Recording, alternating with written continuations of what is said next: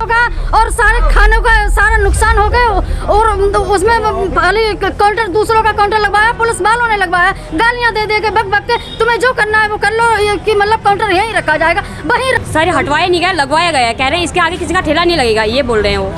और ठेले सब नहर में डाल दिए गए हैं, सभी के खाने वाने का सामान नहर में डाल दिया गया है और बहुत नुकसान करा गया है सर। जबकि कानून की रक्षा करने का उनका वो है और उन्होंने कानून का उल्लंघन करते हुए अधिनियम 2014 और नियमावली उत्तराखंड सरकार 2016 का उल्लंघन करते हुए उन्होंने जो है वहाँ पर एक ठेले गिरा दिए कांस्टेबल साहब ने और नहर में ठेले फेंक दिए जो कि ठेले सामान से भरे हुए थे। हल्द्वानी मेडिकल क्षेत्र की चौकी में तैनात पुलिसकर्मी गणेश जोशी द्वारा मंगलवार रात नशे की हालत में सुशीला तिवारी अस्पताल के पास लगे ठेलों को नहर में फेंकने का मामला सामने आया है, जहां पुलिसकर्मी द्वारा ठेले वालों से झगड़ा और गाली गलौज करने के बाद उनका ठेला सामान सहित नहर में फेंक दिया गया। इस घटना ने हल्द्वानी के ठेला संचालकों में आक्रोश भर दिया है और उन्होंने पुलिस के शीर्ष अधिकारी को कटघरे में खड़ा कर दिया है। आज सुबह ठेला फड़ वेंडर्स कल्याण समिति से जुड़े तमाम ठेला संचालक कोतवाली पहुंच गए और उन्होंने आरोपी पुलिसकर्मी के खिलाफ कार्रवाई की मांग की। उन्होंने यह भी कहा कि उस स्थान से अतिक्रमण के नाम पर सारे ठेले हटाए गए, तो सिर्फ एक अन्य महिला का ठेला ही उस स्थान पर क्यों लगवाया गया। उनके सवाल थे कि उस महिला के ठेले को संरक्षण क्यों दिया जा रहा है।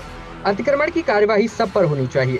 पुलिस प्रशासन की व्यवस्था से नाखुश ठेले व्यापारियों ने स्पष्ट तौर पर कहा कि यदि पुलिस इस मामले में त्वरित कार्रवाई नहीं करती है तो वे पुलिस के खिलाफ मोर्चा खोल देंगे। फिलहाल पुलिस इस मामले की केवल जांच करने की बात कर रही है, लेकिन इस घटना के बाद ठेला संचालकों ने ठान लिया है कि वह अब न्याय के लिए सड़क पर भी उतरने को तैयार है।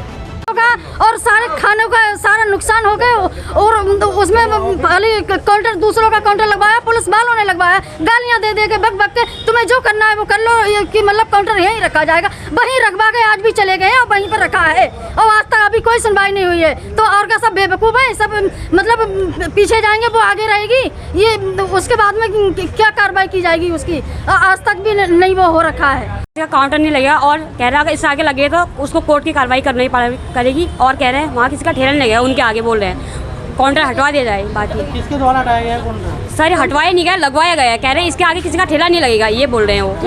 और ठेले सब नहर में डाल दिए गए हैं, सभी के खाने वाने का सामान नहर में डाल दिया गया है और बहुत नुकसान करा गया है सर। सिपाहियों के द्वारा गणेश जोशी कौन सा थाना चौकी में? मेडिकल चौकी सर।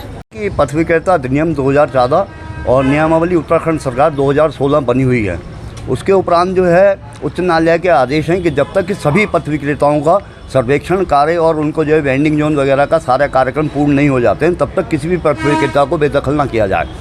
कल परसों की एक घटना हुई है जो कि एक पुलिस प्रशासन के सुरक्षा नागरिक द्वारा, जबकि कानून की रक्षा करने का उनका वो है और उन्होंने कानून का उल्लंघन करते हुए अधिनियम 2014 और नियमावली उत्तराखंड सरकार 2016 का उल्लंघन करते हुए उन्होंने जो है वहाँ पर एक ठेले गिरा दिए कांस्टेबल साहब ने और नहर में ठेले फेंक दिए जो कि ठेले सामान से भरे हुए थे।